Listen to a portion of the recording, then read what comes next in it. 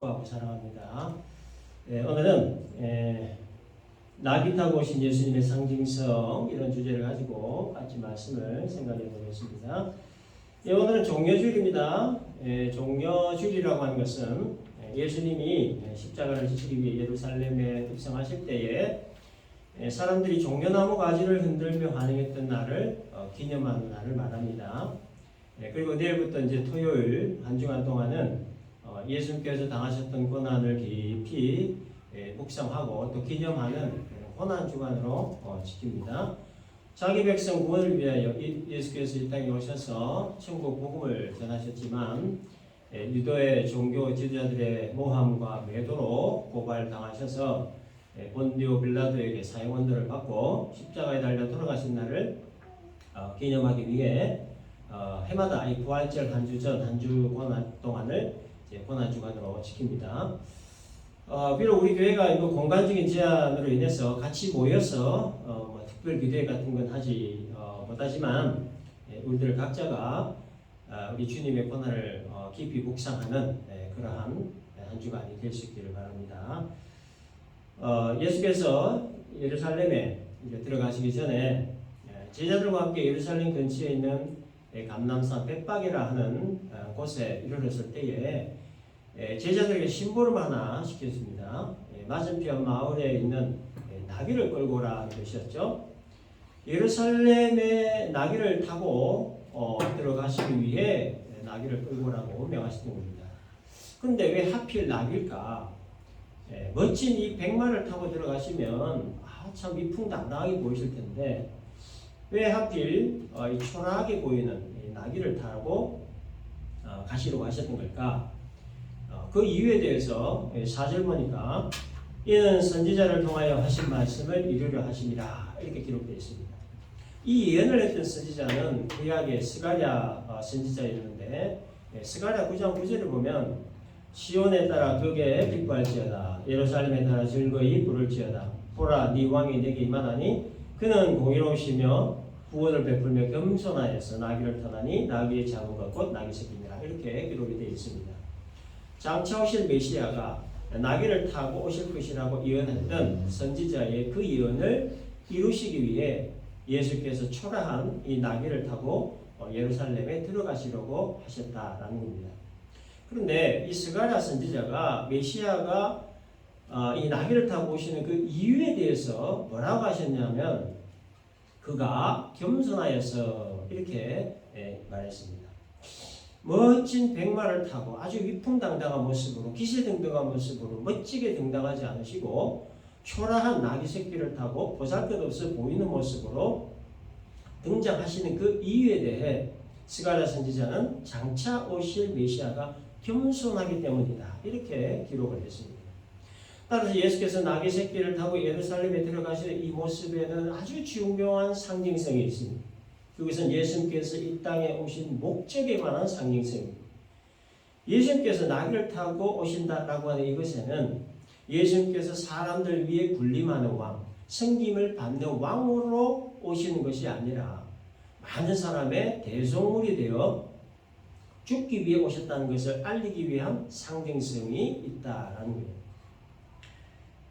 야고보와 요한의 어머니가 자기 아들들을 예수님 나라에서 우편과 좌편에 앉게 해달라 그런 청탁했지요.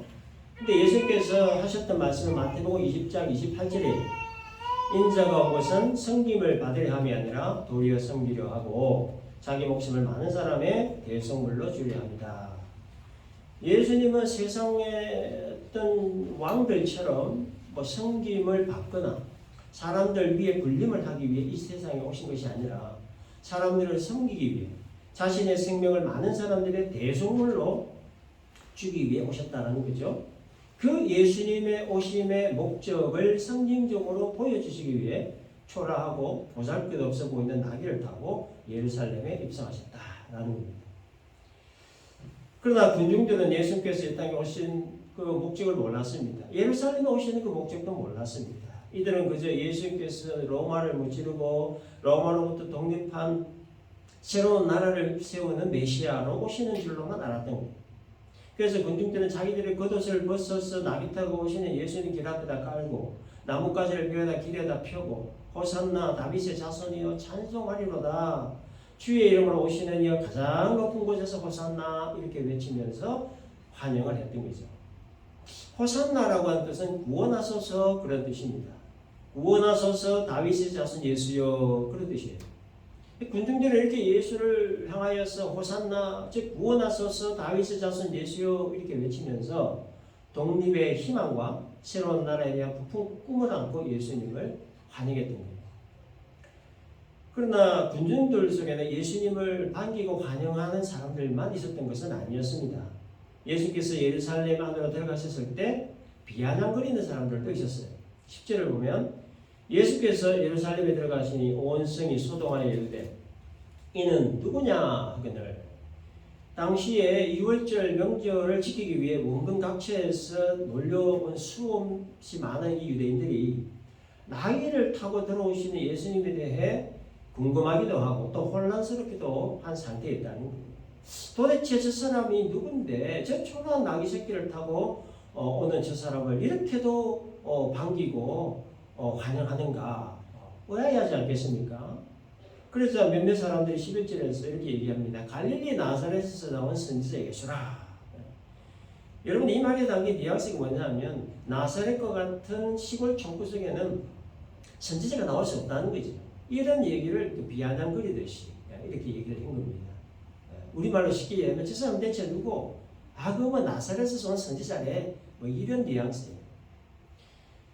아무튼 대체적으로 군중들로부터 환영을 받고 예루살렘에 들어오신 예수님은 다음날 월요일에 예루살렘 성전에 들어가셔서 장사꾼들을 내쫓는 일, 즉 소위 그 성전을 청결하는 그런 일을 하셨죠. 그 다음날 화요일에는 종교 지도자들과 여러 가지 논쟁을 하셨습니다. 그리고 수요일 날에 가룟 유다의 고발에 의해 은삼십에 팔렸죠. 그리고 다음날 목요일에 겟세마네 동산에서 마지막 기도를 드린 다음에 이제 체포되셨던 겁니다. 그래서 예수님께서 지금까지 행적을 보면 천국 복음 전하신 거, 불치병 환자를 고치신 거, 귀신 들린 자 내어 쫓으신 거, 오병이의 기적 베푸신 거 뭐 등등인데 이 정도 힘과 능력이 있는 분이라고 하면 얼마든지 로마를 물리칠 수 있고 얼마든지 유대인의 그 왕으로 추대될 수 있고 얼마든지 유대 나라를 새롭게 건설할 수가 있는데 근데 예수님은 이 사람들의 기대와는 달리 너무나 허무하게 체포되신 겁니다. 겉옷을 벗어 나귀 새끼 위에 얹고 겉옷을 길에 펴서 길을 만들고 나뭇가지를 길에다 펴고 호산나 호산나 외치며 정말 마음을 맞이하는 그렇게 기쁨으로 맞이하고 환호를 했는데 근데 결과는 주님은 심 한번 쓰지 않으시고 너무나 무기력하고 허무하게 체포되시고 말았던 겁니다. 군중들은 엄청난 실망을 했을 겁니다. 분명히 그렇죠. 모든 꿈과 희망과 기대가 다 무너졌기 때문에 오랫동안 기다리던 메시아가 이제서 왔나 보다 생각을 하고 이제 그 메시아가 로마를 무찌르고 로마의 압제로부터 독립을 해서 새로운 유대나라를 건설하리라 크게 기대를 했는데 너무나 허무하게 체포당하셨던 겁니다. 맹인의 눈을 뜨게 하시고 말 못하는 자의 입을 여시고 듣지 못한 자의 귀를 여시고 걷지 못한 자를 일으키시고 귀신 들린 자의 귀신을 내쫓으시고 물고기 2마리와 볼트 5개로 5,000명을 먹이시고 바다 위를 걸으시고 물로 포도주 만드시고 죽은 자를 살리시 큰 놀라운 능력 힘 한 번 쓰지 않으시고 너무나 무기력하게 체포당하신 거예요. 그러니 군중들의 실망이 얼마나 컸겠습니까? 실망을 넘어서 이건 뭐 배신감까지 들었을 정도입니다. 그래서 이 군중들이 예수님께 등을 돌리고 말았어요. 빌라도가 명절 때 죄수 한 명을 놓아주는 전례에 대해 언급을 하면서 대제사장들과 장로들에게 물었죠. 예수를 놓아주기를 원하느냐 강도 바라바를 놓아주기를 원하느냐 이 질문했을 때 마태복음 27장 20절을 보면 대제사장들과 장로들이 무리를 권하여 바라바를 달라 하게 하고 예수를 죽이자 하게 하였더니 이렇게 되어 있습니다. 이 말은 대제사장들과 장로들이 군중들에게 바라바를 놓아줄 것을 빌라도에게 요구하라 이렇게 총동질을 했다는 거예요. 그 총동질에 넘어간 군중들이 바라바를 놓아줄 것을 빌라도에게 강력히 요청을 했던 것이고 이에 빌라도는 자기는 이 결정에 무지하다 하면서 물을 가져다가 손을 씻었죠. 그때 모여있던 군중들이 뭐라 했습니까? 예수의 그 피를 우리와 우리 자손에게 돌리라. 그렇게 소리쳤습니다. 빌라도는 결국 바라바를 놔주고 예수님을 십자가에 못 박히는 군병들에게 넘겨주었습니다. 호산나 다윗의 자손이여 하면서 종려나무 가지를 흔들고 환영했던 군중들이 이제는 흉악한 강도 바라바를 풀어주고 예수를 죽이라. 그렇게 소리를 쳤던 겁니다. 여러분 왜 이들이 손바닥 뒤집듯이 이렇게 마음을 뒤집었냐? 자기들의 기대를 충족시켜주지 못하기 때문에 기적을 행하는 그 엄청난 능력, 신비한 능력을 가지고 충분히 로마를 물리칠 수도 있고 충분히 새 유대 나라를 세울 수도 있는데 그런 큰 기대를 가지고 있었는데 근데 예수님은 자기들의 기대를 완전히 저버리고 자기들의 꿈과 희망도 짓밟아버리고 희망만 쓰지 않고 무기력하게 체포당한 실망과 좌절을 넘어선 배신감까지 겹치면서 결국 예수님으로부터 등을 돌리고 말았던 겁니다. 모든 사람들에게 등돌림을 당하신 예수님께서 공생의 마지막 날 밤 목요일 저녁에 겟세마네 농장에서 마지막 기도를 끝마치셨을 때에 대제사장이 보낸 자들에 의해 체포되셨죠.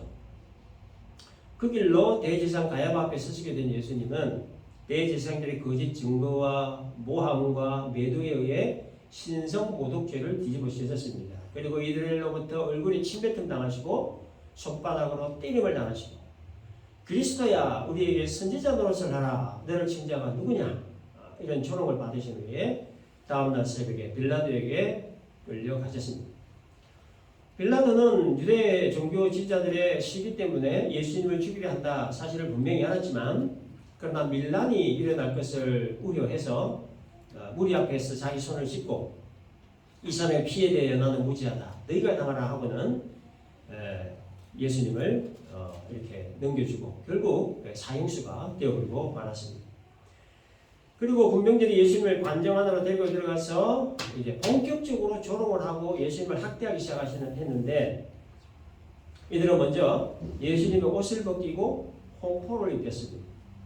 홍포라고 하는 것은 당시 군병들이 입고 있던 망토였을 것이다 이렇게 추정하기도 하고 또 헤롯 왕의 옷장에 버려졌던 낡은 왕의 옷이라 이렇게 추정하기도 하고 또 요한복음 19장 2절에 보면은 이 옷을 자색 옷으로 기록을 하고 있는데 당시에 이 자색 옷은 황제만 입을 수 있는 옷이었습니다. 그래서 군병들이 왕을 상징하는 홍포를 예수님께 입혔다는 이것은 예수님을 조롱했다는 그런 뜻이에요. 쉽게 얘기하면 이겁니다. 아니 왕도 아닌 것이 왕처럼 행세하고 다닌다. 이런 식의 조롱인 거예요. 아이고 그렇게나 왕이 되고 싶었냐. 왕이 있는 홍포를 내가 입혀줄 테니까 너 왕처럼 행세 한번 해봐. 뭐 이런 식의 조롱을 말하는 거예요. 그렇게 홍포를 입히고는 예수님을 향해 유대인의 왕이여 평안할지어다 라고 했는데 이 말은 아니 왕이라는 자가 일개 사병인 우리 앞에서도 뭐 꼼짝 못하네 뭐 이런 식의 조롱이에요. 그 다음에 가시관을 엮어 그 머리에 씌웠다고 했습니다. 왕관 대신에 가시로 만든 관을 머리에 씌움으로써 육체적인 큰 고통을 주는과 동시에 유대인의 왕은 보잘것없는 왕이다. 이런 식의 조롱을 한 거예요. 그 다음에 갈대를 그 오른손에 들렸다고 했습니다. 당시에 사용하던 이 동전에는 황제의 오른손에 통치권을 상징하는 호울이 쥐어져 있는데 군병들이 이것을 모방해서 예수님의 오른손에 갈대를 쥐어줬던 거예요. 왕을 상징하고 권위를 상징하는 호울 대신에 보잘것없는 갈대를 손에 쥐어줌으로써 자칭 유대인의 왕 예수는 이렇게나 보잘것없다 뭐 이렇게 조롱을 한 겁니다. 왕의 망토를 상징하는 홍포를 입히고 왕을 상징하는 왕관 대신에 가시 멜관을 씌우고 왕의 통치권을 상징하는 호울 대신에 갈대를 오른손에 쥐어주고 그리고 예수님 얼굴 앞에 유대인의 왕이 평안할지어다 라는 잔인한 조롱과 함께 예수님께 침을 뱉고 오른손에 쥐어있던 갈대를 빼앗아서 가시 멜관을 쓰고 있는 예수님의 머리를 내리친 거예요. 가시가 찌르고 파고들어서 피가 나고 아픈 그 머리를 갈대 뭉치로 내리친 겁니다.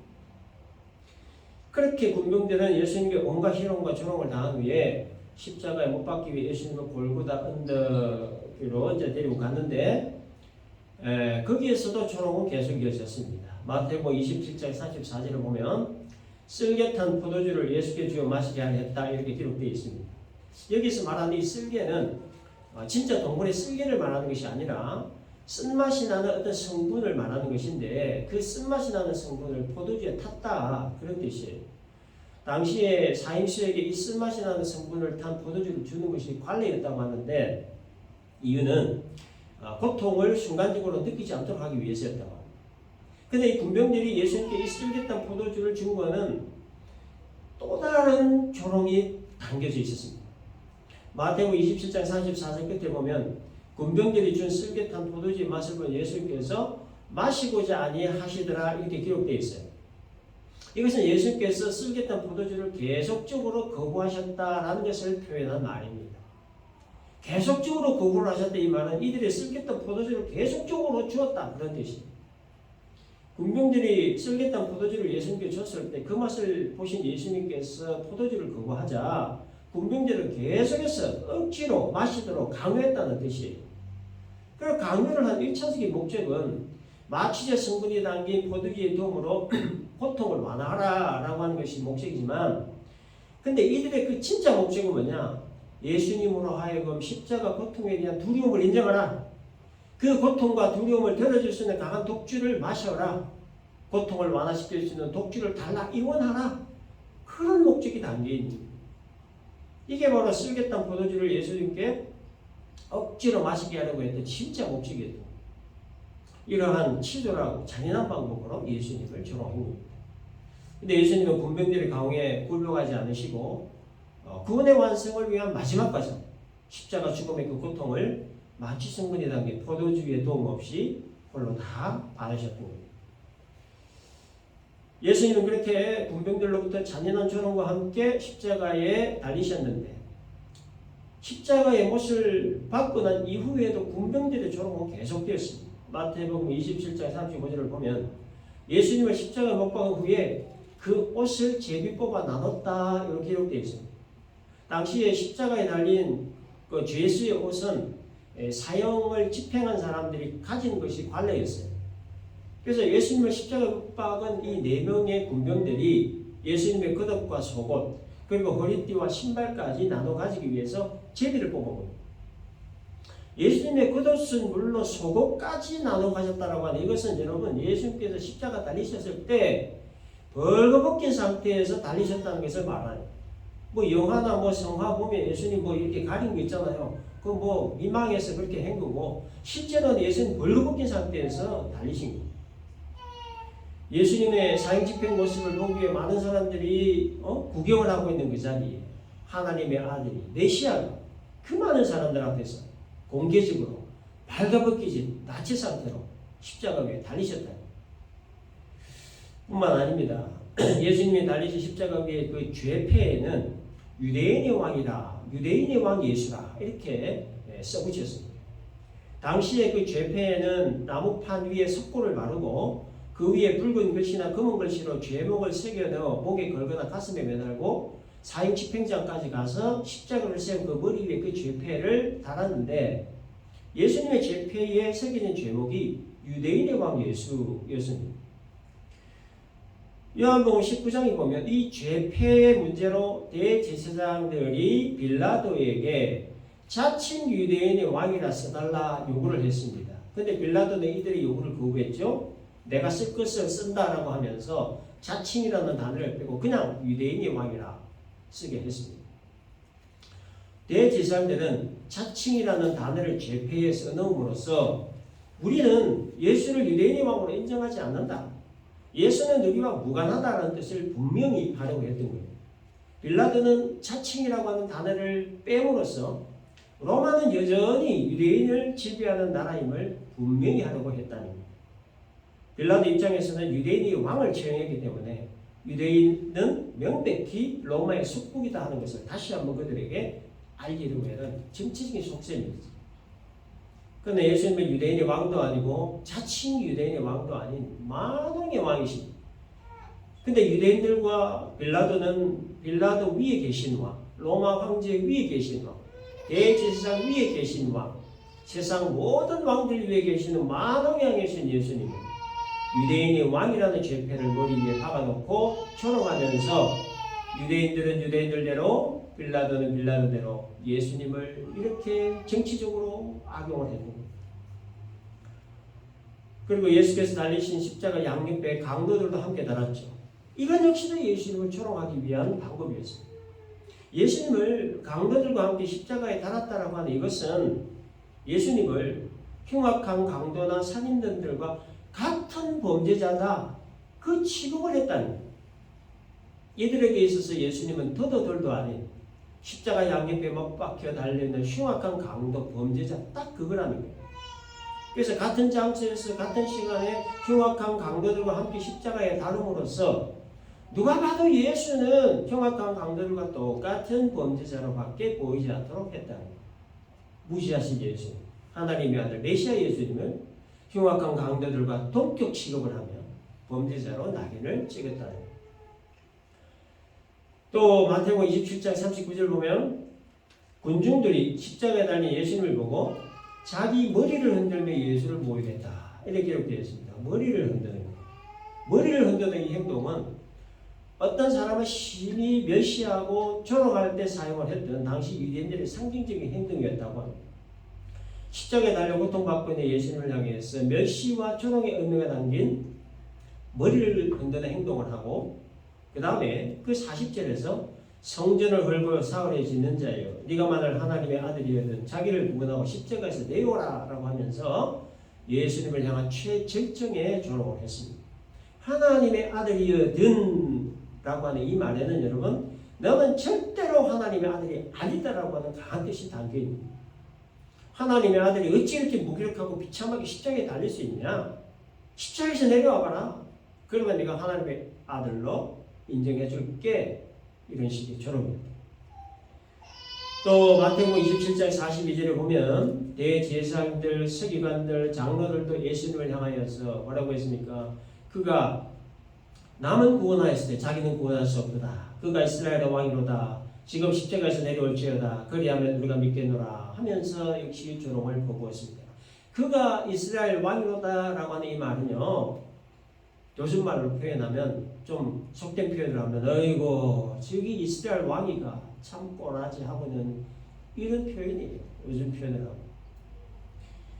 여러분, 예수님이 능력이 없어서 군병들에게 붙잡히시고, 능력이 없어서 구타를 당하시고, 능력이 없어서 멸시 조롱 받으시고, 능력이 없어서 십자가에 그렇게 무력하게 죽으신 게 아니죠.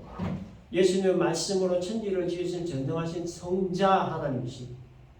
모든 상황을 단번에 해결하실 수 있는 전능하신 분이십니다. 그런데 예수님께는 한 가지 목표가 있었습니다. 자기 백성 구원. 저와 여러분들이 모두의 죄 문제 해결과 구원의 길 완성. 바로 그 목표 때문에 그 조롱과 고통들을 묵묵히 참으셨던 겁니다. 털강무지 앞에 얌전한 양과 같이 예수님은 우리의 죄 사함과 구원을 위해 모든 고통과 조롱과 멸시와 천대를 묵묵히 다 받으시고 묵묵히 십자가를 지셨던 겁니다. 예수님은 신성과 인성, 이 두 가지 속성을 다 가지고 계셨기 때문에 인간이 느낄 수 있는 모든 감정들을 우리가 똑같이 가지고 계셨습니다. 따라서 우리가 느낄 수 있는 치욕감, 모멸감 같은 모든 신적 고통, 그리고 육체적 고통으로 똑같이 느끼시는 분입니다. 물론 예수께서 이 땅에 오신 목적이 고난받으시고 십자가 지시고 죽기 위해 오셨지만, 그러나 비록 그렇다 하더라도 예수님은 우리와 같은 인성을 가지시기 때문에 모든 육체적 고통, 정신적 고통들을 고스란히 다 받으셨던 겁니다. 그럼에도 불구하고 예수님은 침묵하셨습니다. 모든 고통들을 감내하셨습니다. 이유는 하나예요. 모든 고통들보다 더 큰 목표, 구원의 길을 완성하는 것. 이 목표 때문이었습니다. 예수께서 그 모든 고통들을 감당하시고 십자가 위에서 피 흘리시고 죽으셔야만 우리 죄가 사해질 수가 있고 우리의 구원을 완성하실 수가 있기 때문에 그 모든 조롱과 고통들을 묵묵히 감내하셨던 겁니다. 여러분, 우리의 삶에 여러 가지 힘들고 어려운 고난적 상황이 과거에도 있었고 혹시 지금도 있는 분이 있을 것이고 또 미래에도 언제나 이런 어려움은 있을 수 있습니다. 그 고난적 상황들을 버티고 이겨낼 수 있는 원동력을 여러분 바로 여기서 우리가 찾을 수 있는 겁니다. 날 위해 고난받으신 고통당하신 예수님의 고난을 깊이 묵상한 되새기는 것으로부터 우리는 우리 앞에 닥치는 여러 가지 고난적 상황들을 견디고 이겨낼 수 있는 힘을 얻을 수 있다는 겁니다. 적어도 우리는 많은 사람들 앞에서 공개적으로 빨가벗김을 당한 적은 없습니다. 적어도 우리는 가시로 만든 관을 누군가에 의해 강제로 시험받은 적도 없어요. 적어도 우리는 형악관 강도 사형수와 동격 취급받은 적도 없어요. 적어도 우리는 누군가로부터 침뱉음 당한 적 없어요. 지금까지 우리가 살아오면서 겪었던 여러 가지 고난적 상황들을 돌이켜보면 예수님께서 받으신 고난과는 비교조차 할 수 없는 아무것도 아닙니다. 그러므로 우리의 삶의 여정에 어렵고 힘든 고난적 상황이 우리를 힘들게 할 때에 우리가 취해야 될 신앙적 태도는 예수님께서 받으신 이 고난을 묵상하고 되새기는 겁니다.